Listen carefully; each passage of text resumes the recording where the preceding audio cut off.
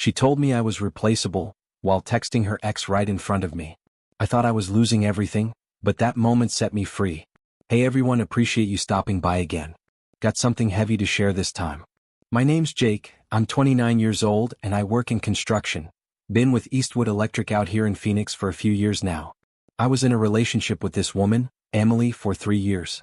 For the longest time, I really believed what we had was the real deal.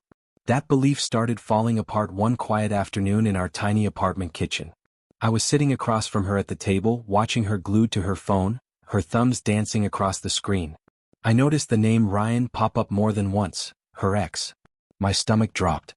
I cleared my throat, trying not to lose it.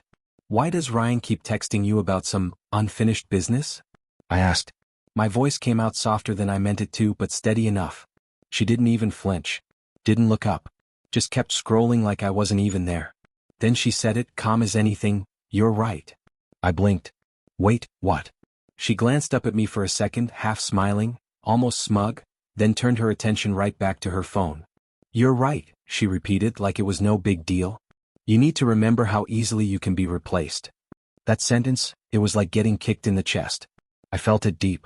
Still, I swallowed hard and tried to keep my composure. Something inside me changed right then.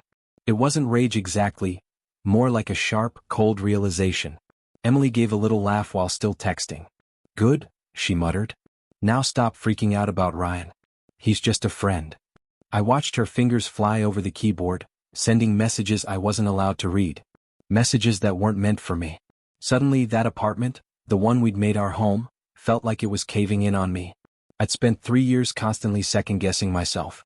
3 years of being picked apart, how I dressed, the way I spoke around her friends, even how I held a fork when we ate out. It was always something. I just shook my head, bitter and tired. "I'm going for a drive," I said, grabbing my keys off the counter. She barely looked up. "Whatever. Grab some milk while you're out." That was it. I walked out the door feeling like the weight of the last 3 years was sitting on my shoulders, and her words echoing in my chest. I sat in my truck for what felt like forever, just staring out into the dark, thinking about Natalie, Emily's cousin. Every time we were at a family get-together, I'd catch her watching me whenever Emily said something snide or belittling. Natalie would just give me this subtle shake of her head, a quiet apology written all over her face for something she had no control over. There was one moment I couldn't forget. It was during Emily's birthday party sometime last year. Natalie had pulled me aside, voice barely above a whisper. "You don't deserve the way she talks to you," she said. "Somebody should tell you that." I shrugged it off back then, chalked it up to family politics. Told myself she was just being kind. But as I sat there alone in that truck, those words started echoing louder than ever. And I realized something that night. Natalie was the only person in Emily's world who ever treated me like I mattered. Like I was more than just someone filling space. Then my phone buzzed. A new message from Emily, "And make sure it's the organic milk. Don't get the cheap one." I just stared at the screen. Sat there, looking at that text for a long minute, letting the weight of it settle in. I didn't reply. I didn't even think about it. I just deleted the message and turned the key in the ignition. I headed toward the hardware store, not because I needed to buy anything. I just needed to go somewhere that wasn't here. Somewhere that didn't feel so suffocating. A couple hours passed and I eventually made my way back to the apartment. Emily was already asleep when I walked in.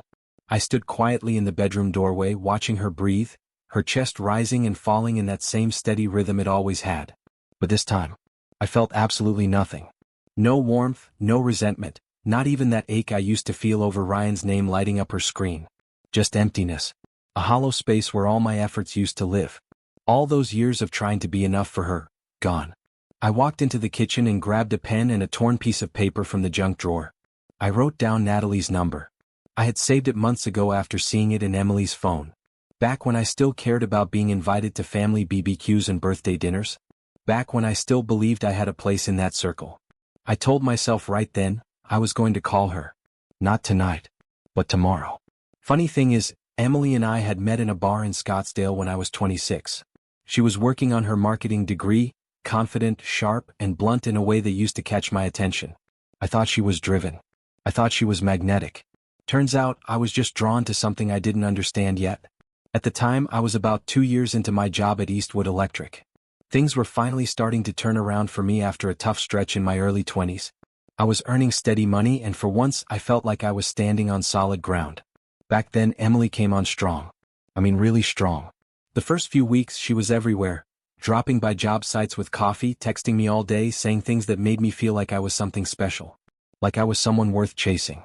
I thought I'd lucked out, thought I'd found someone who saw value in me. Now, I see it for what it really was. She wasn't falling in love. She was checking a box. Collecting something she thought she could mold. The changes didn't happen all at once. It started subtly, almost unnoticeably. One day she made an offhand comment about my coworkers. Guys I'd been busting my back beside for years. They're kind of rough around the edges, don't you think? She said, wrinkling her nose like the thought of them made her uncomfortable. Another night, just after we'd finished dinner, she pulled me aside and said, "Jake, you really need to start dressing better. Those old shirts of yours? I get embarrassed being seen with you sometimes." I remember just standing there, stunned. This woman who used to light up whenever I walked in the room was now embarrassed by how I looked. When I landed the promotion to crew supervisor, a big deal for me, she barely reacted. Rolled her eyes and said, "Don't let it go to your head. It's still just manual labor." Then came her family gatherings. Honestly, those were the worst. Her parents, Charles and Linda, ran 3 high-end furniture stores across the city. Every time we'd visit their home or show up at some formal family event, they'd ask me the same question. "So, what is it you do again?" I'd tell them I was in electrical, supervising a crew now, and they'd nod, smile politely, and then move right on to someone else like I didn't belong in the conversation. Not once did Emily speak up for me. If her dad cracked a joke about blue-collar work, she'd chuckle along like it was harmless. If her mom questioned whether I'd ever consider a more professional path, Emily stayed silent. Every time. But Natalie? Natalie stood out. She was 27, taught second grade at a school over in Tempe. She never looked at me like I was less. She asked real questions, genuine ones. She wanted to know what I actually did at work, not just pretend to care. I still remember telling her about the project we had going at the old courthouse downtown, how we were updating the entire electrical system while preserving the original architecture. And she listened. Eyes locked on mine, nodding, asking thoughtful questions like my job actually mattered. And for the first time in a long while, I felt seen. She really listened. That Easter dinner is burned into my memory. Charles, Emily's dad, made another one of his usual jabs about tradesmen, tossing out some half-hearted joke about electricians not being real professionals. Before anyone else could even respond, Natalie stepped in and steered the conversation in a completely different direction. "Jake fixed my garbage disposal last month," she said loud enough for the whole table to hear. "Saved me almost $300 and honestly he did a better job than any service tech I've ever hired." Emily shot Natalie a look across the table, tight-lipped, irritated. Then she rolled her eyes and said, "He just likes playing with his tools," her voice soaked in sarcasm. But Natalie didn't flinch. She looked at Emily, calm and steady, and said, "No, he likes helping people." Our eyes met across the table and she gave me this small, kind smile. It wasn't pity. It was understanding. And something stirred in me right then. It wasn't just gratitude. It felt like a flicker of hope, or maybe the beginning of relief, like someone had finally said out loud what I'd been desperate to hear. But despite that moment, the red flags with Emily kept stacking up. She started going out more, dinners, bars, random girls' nights, and I wasn't ever invited. If I asked why, she'd shrug, brush it off with, "You just wouldn't fit in with them." After that, everything about me seemed to be up for critique. How I loaded the dishwasher. How I merged onto the highway. Even the way I pronounced certain words, like I was some uncultured outsider. Then, about 6 months back, Ryan started texting her. Right away her whole posture changed. She got cagey, defensive. "He's going through a divorce," she said. "I'm just being supportive." But suddenly her phone was always flipped over, screen down. She started taking calls behind closed doors. In the bathroom. In the car. In the hallway with the door half shut. And then came the digs. "Ryan appreciates my advice. He actually listens to me." She didn't need to say it outright. I heard what she meant loud and clear. He listens. Not me. Then came that night, the night she told me I was easily replaceable. That moment hit like a gut punch, but it also made everything click. She'd been laying the groundwork for that conversation for months. Slowly cutting me down. Preparing me to not be missed. The next morning she left early for work. Didn't say goodbye. Didn't even glance my way. I called in sick to Eastwood Electric. That was the first time I'd missed a shift in over 2 years. And I just sat there in the quiet at our kitchen table, staring at that scrap of paper with Natalie's number scribbled on it. What was I even doing? I stared at that phone like it was some kind of trap.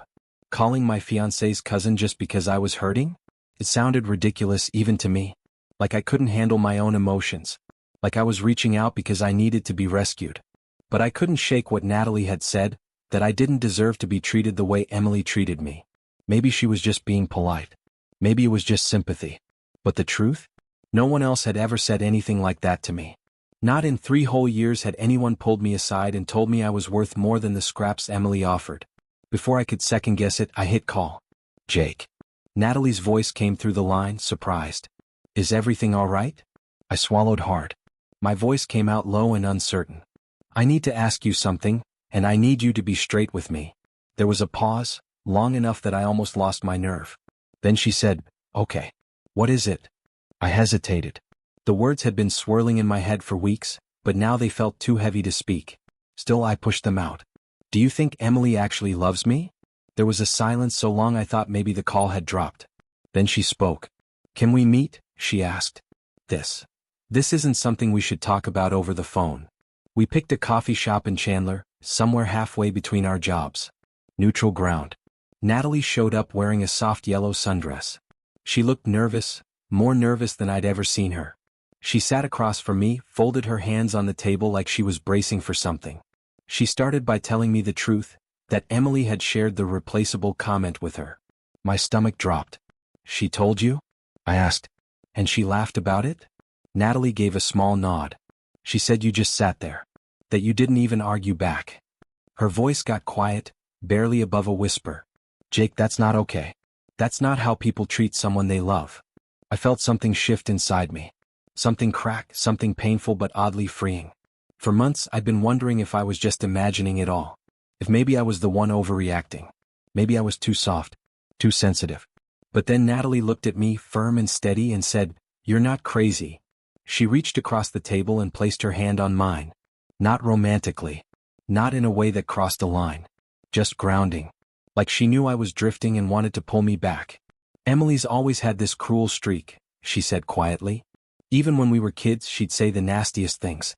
Then she'd twist it around, make you feel like you were the one at fault for being hurt." I looked at her, my voice barely holding steady. Why didn't anyone ever say anything? Natalie's eyes lit up, not with surprise, but with a quiet, focused kind of anger I hadn't seen from her before. "Because Emily's good at making people feel like they deserve it," she said, almost through gritted teeth. Then she softened.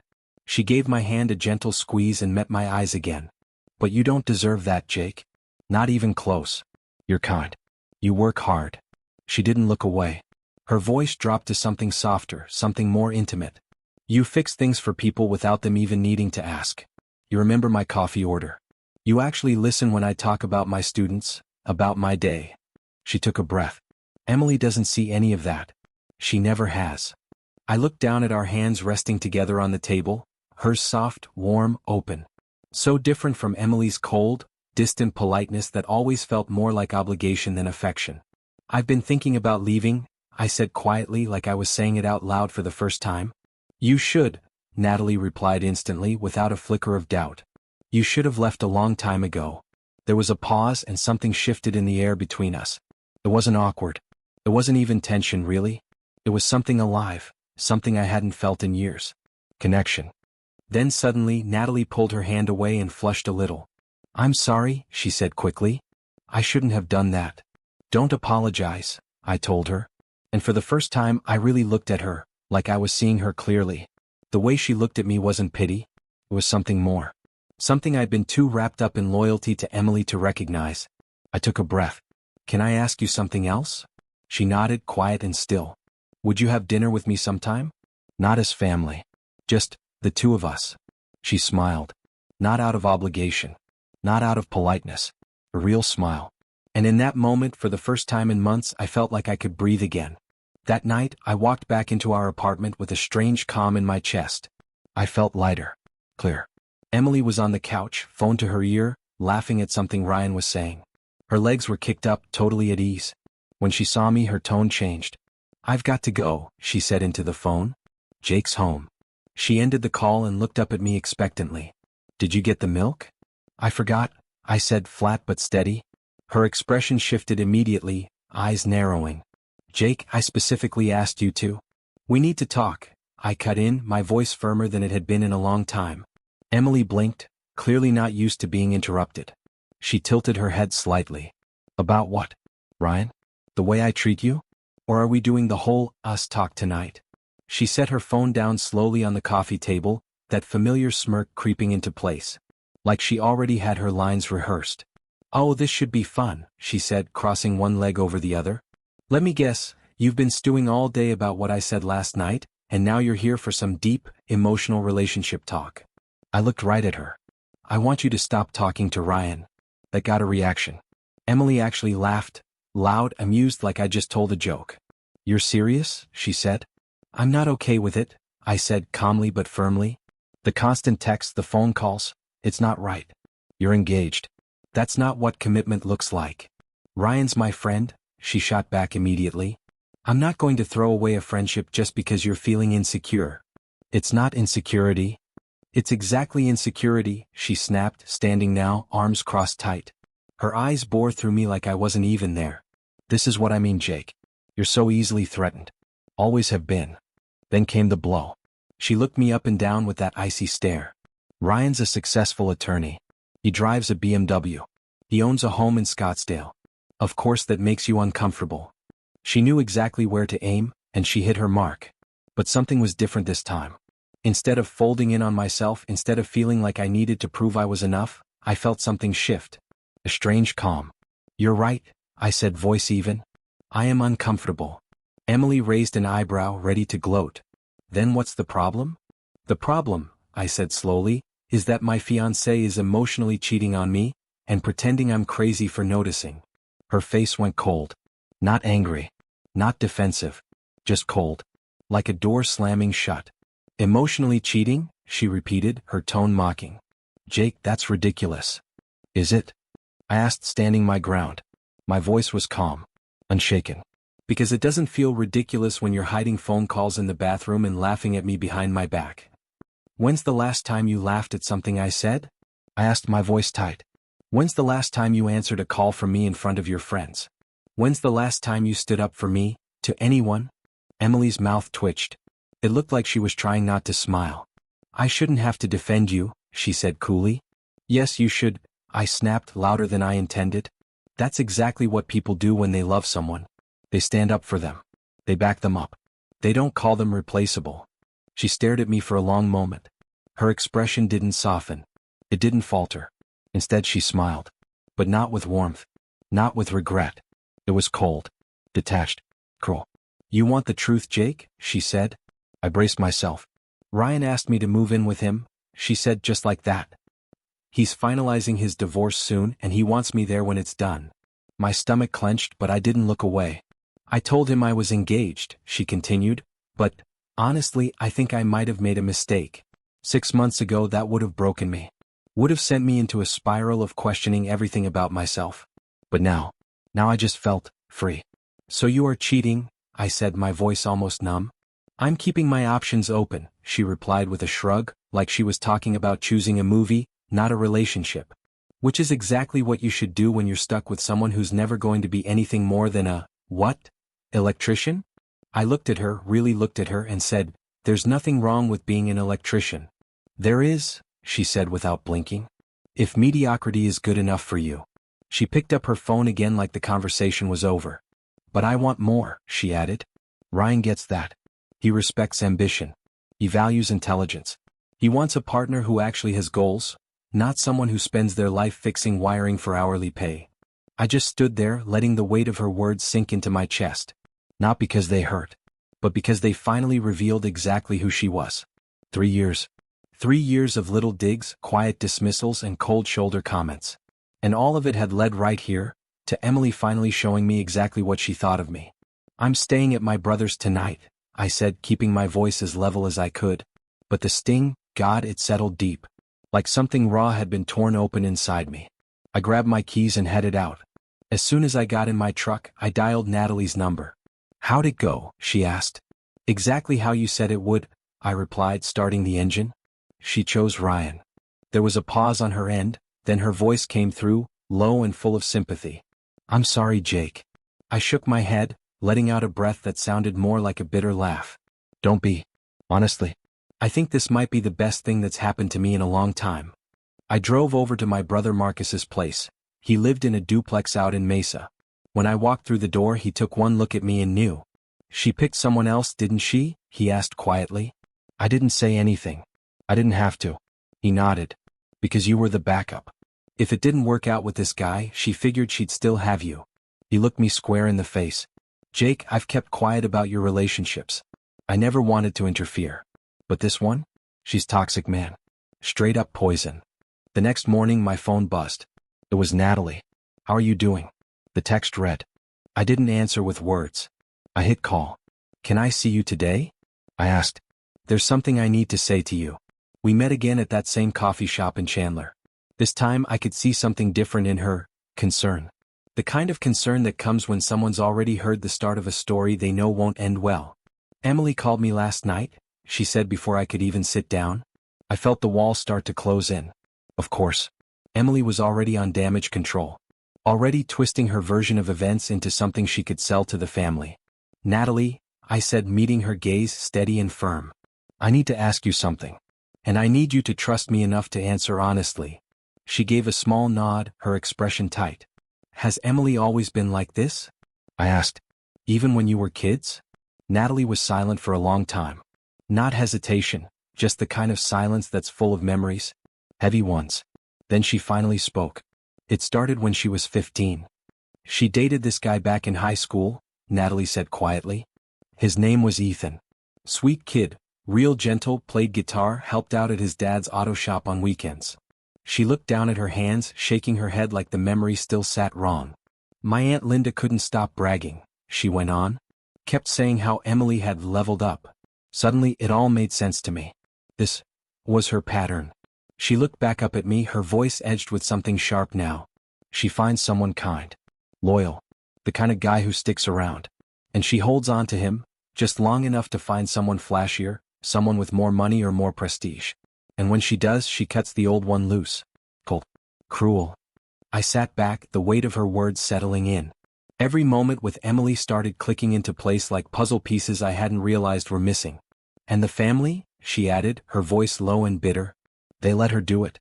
Every time. Because she always ends up with someone better on paper. So they turn a blind eye." I blinked slowly, my chest tightening. "Except this time. Ryan's still married." Natalie gave a hollow laugh. "Exactly." Then her tone softened. "I've wanted to say something to you for 2 years, she said. "But what was I supposed to do? Walk up to my cousin's fiancé and tell him she's awful?" "You could have told me I deserved better," I said. "I did," she replied. "At Emily's birthday party. When I pulled you aside." My brow furrowed as I tried to recall. "You did?" I asked, surprised by my own forgetfulness. She nodded gently. "You just weren't ready to hear it." I looked at her and saw the sadness behind her smile. "Are you ready now?" she asked. I took a deep breath. The kind that comes when something finally breaks loose inside you. "Yeah," I said. "I'm ready for a lot of things now." The next week was a quiet storm. Emily and I barely exchanged more than a few words. She stayed late at work, came home distracted. I didn't chase her.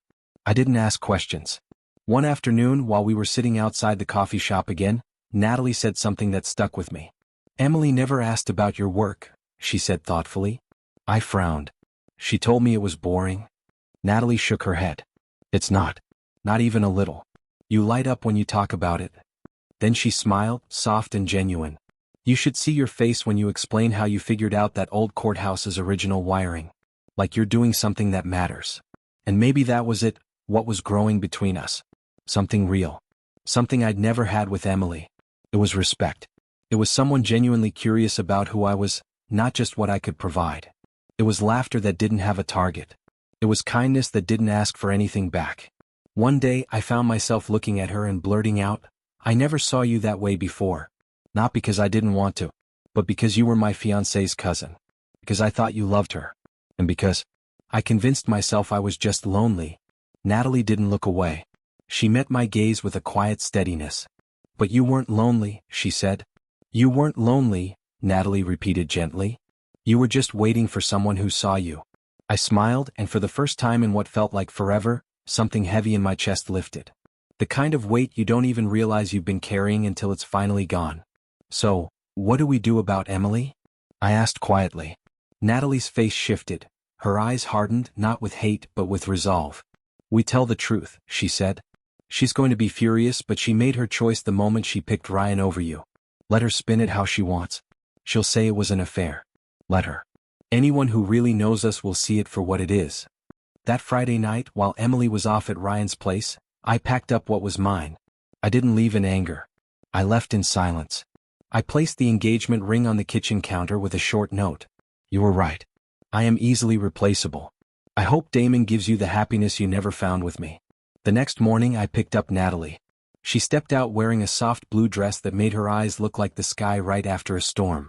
And when she smiled at me, it wasn't just warmth I felt, it was peace. Something I never realized I was missing until it was right in front of me. Are you nervous? She asked as we drove toward her parents' house in Paradise Valley. Terrified, I admitted, laughing a little. But also, kind of excited. She squeezed my hand gently. We're doing the right thing. We were barely halfway up the driveway when Emily spotted us through the front window. Her face twisted through a dozen different expressions. Confusion, disbelief, then sheer, unfiltered rage. By the time her mother Linda opened the door, Emily was already pushing her way through a crowd of relatives like a storm front headed straight for us. What is this? She barked, her voice sharp. Her eyes bounced from me to Natalie, wild and desperate. What are you even doing here? Hello, Emily, I said evenly. Natalie invited me. Invited you? She snapped. You're my fiancée. Actually, I'm not, I said calm and clear. Not anymore. Then Natalie spoke up. Her voice didn't shake. Emily's been seeing Ryan Miller behind Jake's back for months. She told him he was replaceable, so he left. Emily's mouth dropped open, then quickly clamped shut. That's a lie, she shouted, her voice climbing. I never said that. Damon Ryan, he's married. I didn't. Isn't he married? Linda cut in sharply, her voice slicing through the noise like a knife. The room fell dead silent. Emily froze. Her eyes darted around, searching for someone, anyone, to back her up. But no one moved. No one spoke. And in that moment she realized the truth wasn't something she could control anymore. She'd lost the story. She'd lost the power. And I had never felt more certain about walking away. His divorce will be finalized soon, Emily said, her voice defensive, arms crossed like armor. So, you've been involved with a married man? Uncle Ben asked quietly, but his words hung heavy in the air. Around the room you could feel the discomfort ripple through the family, uneasy glances, shifting feet, the silence of people reevaluating what they thought they knew. Then, softly, Natalie's mom spoke. Jake's a good man, she said. Always has been. Polite. Respectful. Uncle Ben nodded. He fixed our garage door last summer. Wouldn't even take a dime for it. He's helped almost everyone in this family with something, Linda added, her tone carrying more than just facts. It carried disappointment. She looked directly at Emily. You threw that away. That was the moment Emily knew. She wasn't going to talk her way out of this. For the first time her family saw her for who she really was, not the polished version but the truth. Within 6 months the rest came out. Ryan's wife found the messages. The photos. The calls. She filed for divorce, and Emily's name was all over the paperwork. The fallout was fast. Friends stopped calling. People stepped back. And me? Natalie and I took things slow. On purpose. We dated like two people who knew what broken trust looked like, and didn't want to rush a single step. We met each other's friends. Spent time just being present. We built something from scratch. Something real. 1 year later, I proposed to her at the same little coffee shop in Chandler where she first looked me in the eye and told me I deserved better. She said yes before I could even finish the sentence. 2 years after that, we got married. Linda cried at the wedding, but this time they were happy tears. She told us so. Charles walked Natalie down the aisle. When he gave her hand to me, he looked me in the eyes and said, I couldn't have asked for a better son-in-law. And Emily? She was right about one thing. I was easily replaceable in her life. But what she got wrong was what that meant. It didn't make me worthless. It made me free to be loved by someone who saw me, who valued me, who stood beside me. Sometimes the best kind of revenge is just being happy. So, dear listeners, tell me what you think. Have you ever been in something like this? Leave a comment down below. And hey, don't forget to like, share, and subscribe if you want more stories like this.